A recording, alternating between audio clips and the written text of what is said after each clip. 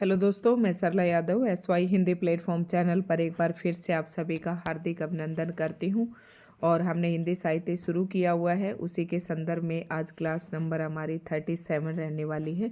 और अभी तक जो है 36 क्लासेस में अपलोड कर चुकी हूं। अगर कोई भी स्टूडेंट नया हमारे चैनल से जुड़ा है और उसको ये क्लासेस नहीं मिल रही हैं तो TGT PGT estate AMRS LT grade के नाम से मैंने एक प्लेलिस्ट बना रखी है। उस प्लेलिस्ट में ये मैंने सारी वीडियोस एक ही जगह पर आपके लिए इकट्ठी कर रखी हैं, तो आप वहाँ से देख सकते हैं। साथ ही SY हिंदी प्लेटफॉर्म के नाम से मेरा टेलीग्राम चैनल है, आप उसे सर्च करके ज्वाइन कर सकते हैं।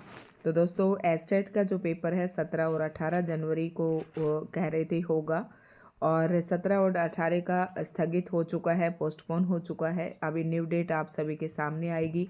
आज के इस अखबार में मैंने डाले भी इसके ऊपर वीडियो, आपने देख ली होगी। और जो नई डेट है वो देखने को तो ये मिल रहा है कि इस साल का एस्टेट जो 2025 वाला है वो 2026 में 25 जनवरी के बाद आपको देखने को मिलेगा, ऐसा अखबार में बताया गया है। और बोला गया है कि 2-3 दिन में आपको न्यू डेट जो है एस्टेट की मिल जाएगी। तो दोस्तों, अपनी तैयारी को आप कंटिन्यू रखें।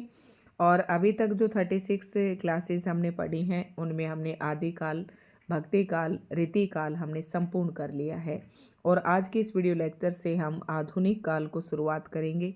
और आधुनिक काल को थोड़ा सा आप ध्यान से समझेंगे।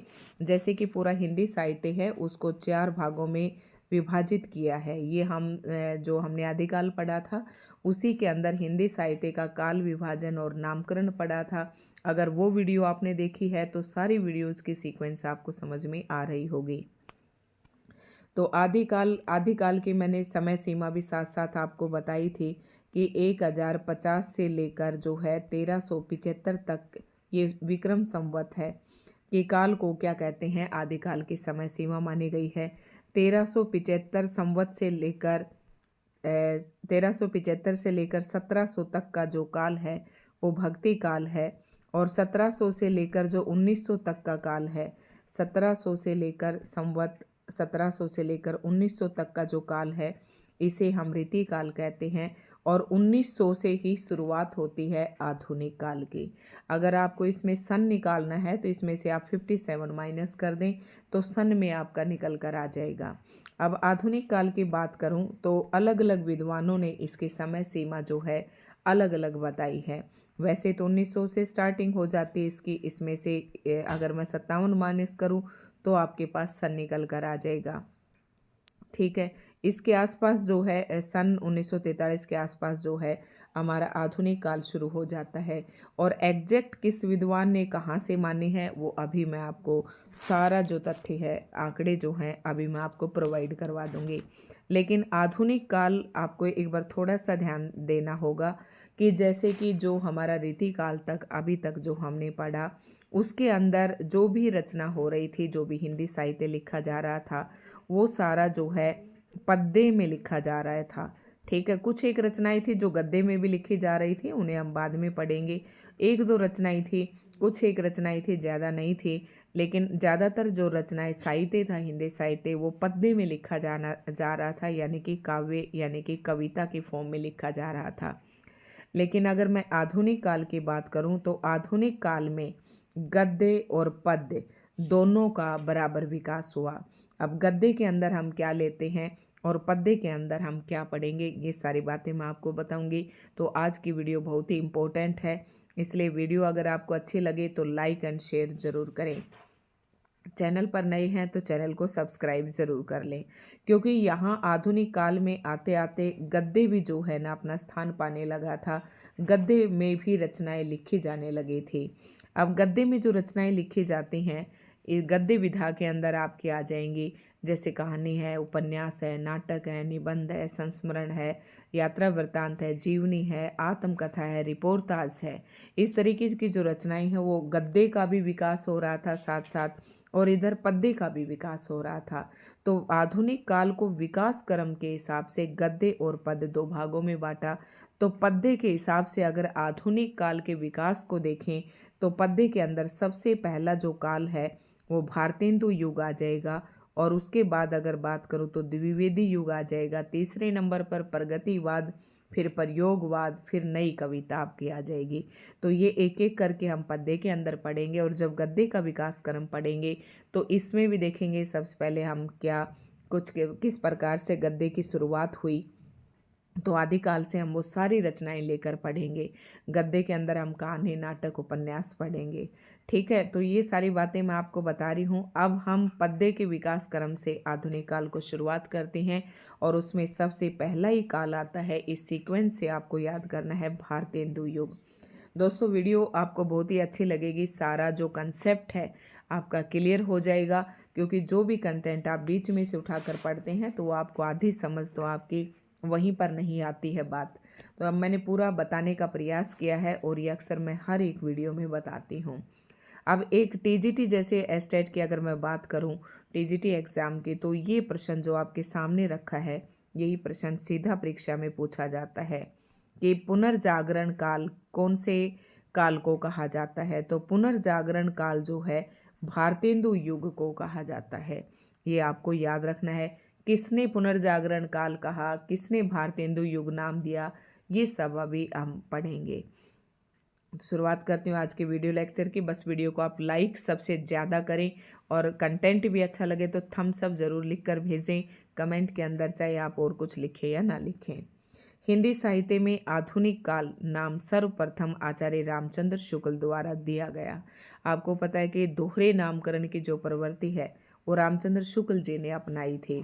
यानी कि पूरे हिंदी साहित्य को इन्होंने 4 भागों में बांट दिया था, आदिकाल, भक्तिकाल, रीतिकाल और आधुनिक काल।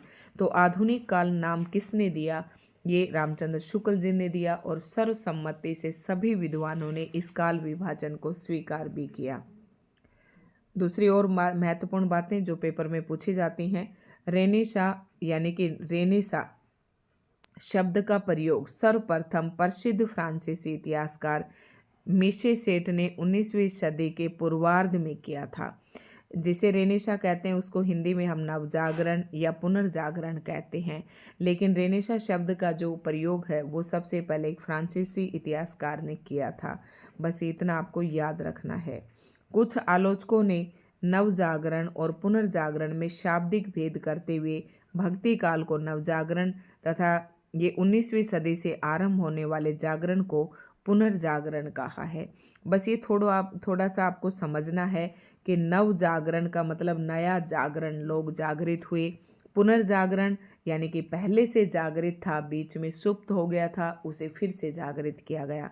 और नव जागरण का मतलब है नए रूप से चीज़ें आना। ठीक है, तो ये 2 शब्द हैं, इनको विद्वानों ने इनमें शाब्दिक भेद किया, जैसे कि मैंने अभी आपको भेद बताया। ठीक है, डॉक्टर रामविलास शर्मा ने हिंदी नवजागरण के 2 हिस्से किए। अब ध्यान से समझना, हिंदी नवजागरण के 2 हिस्से किसने किए? रामविलास शर्मा ने किया। एक तो क्या किया, लोक जागरण, जिसे भक्ति आंदोलन का नाम दिया, और दूसरा जो था वो है नवजागरण। नवजागरण को हिंदी नवजागरण या आधुनिक काल कहा। याद रखना, पूछ भी ले कि नगेंद्र ने इसने रामविलास शर्मा ने जो है हिंदी नवजागरण को कौन से 2 हिस्सों में बांटा। तो पहला आपको लोक जागरण बताना है और दूसरा जो है वो है नवजागरण। लोक जागरण और नवजागरण। ठीक है, रामविलास शर्मा ने लोक जागरण तथा नवजागरण में निम्नलिखित ढंग से अंतर व्यक्त किया। अब आपके मन में भी ये प्रश्न आ रहा होगा कि लोक जागरण और नवजागरण ये 2 चीज़ें अलग अलग कैसे हैं? लोक जागरण प्रथम जातीय निर्माण को व्यक्त करने वाला सांस्कृतिक आंदोलन है। समझे आप, जातीय निर्माण, लोक का मतलब होता है इंसानों से बना हुआ।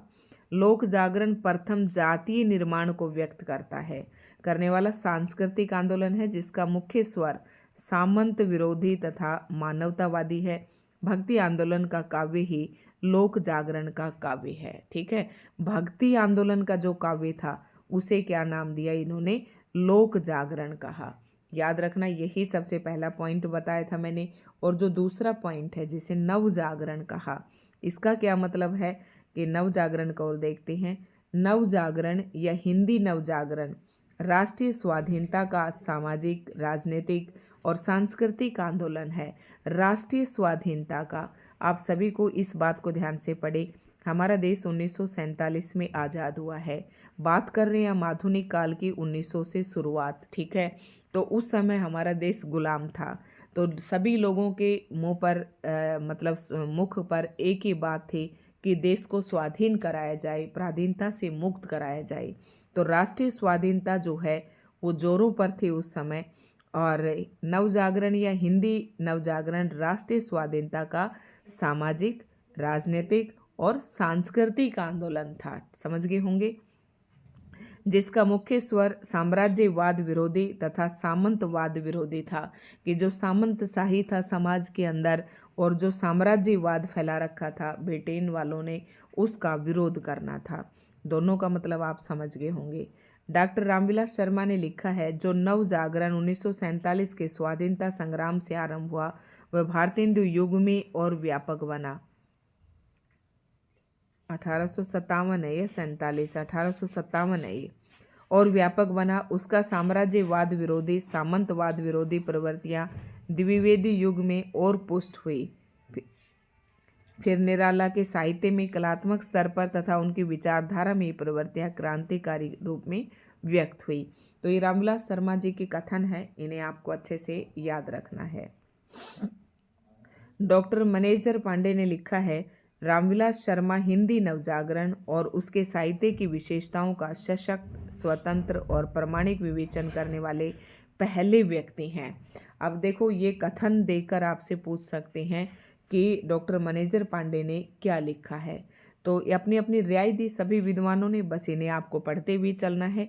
और रामविलास, इन्होंने ये क्या लिखते हैं मनेजर पांडे कि रामविलास शर्मा हिंदी नवजागरण और उसके साहित्य की विशेषताओं का सबसे सशक्त, स्वतंत्र और प्रामाणिक विवेचन, मतलब प्रमाण देकर विवेचन किया है, पहले व्यक्ति हैं। दूसरा, रामस्वरूप चतुर्वेदी ने क्या लिखा है, पुनर्जागरण दो जातीय संस्कृतियों की टकराहट से उत्पन्न रचनात्मक ऊर्जा है।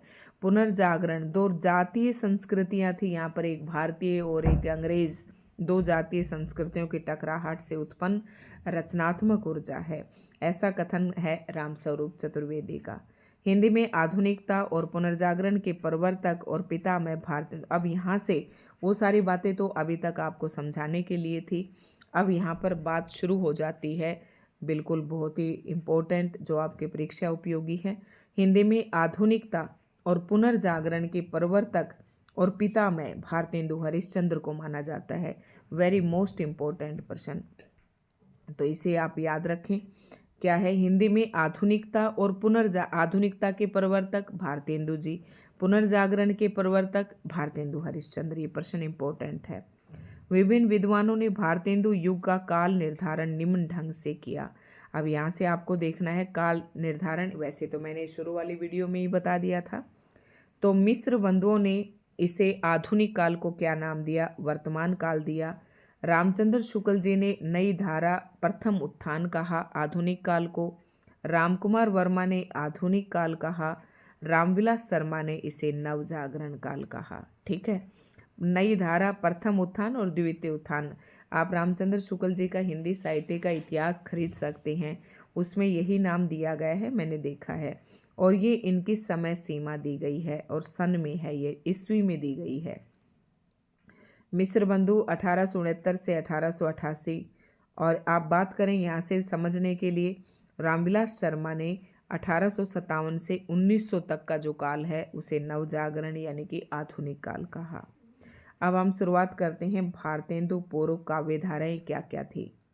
भारतेंदु से पहले जो काव्य धाराएँ थी उनके बारे में कुछ पॉइंट्स हैं जो आपको समझने हैं, फिर हम भारतेंदु काल को पूरे अच्छे से पढ़ेंगे। सन 1843 से 1867 तक का कृतित्व, कृति का मतलब होता है रचना, याद रखना, ये पीजीटी एस्टेट में पूछा था। कृति का मतलब रचना और कृतित्व मतलब संपूर्ण रचनाएं।